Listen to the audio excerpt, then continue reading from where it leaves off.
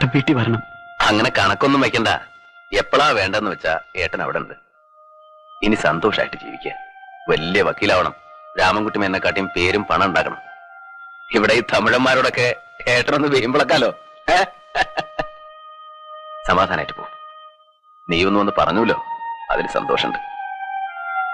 എല്ലാം നല്ലതിനാടാ, എല്ലാം നല്ലതിനാ. പോയിക്കോ. എടുത്തി, ഞാൻ ഇടയ്ക്ക് വരാം. ആ, ശോഭയോടും പറയൂ.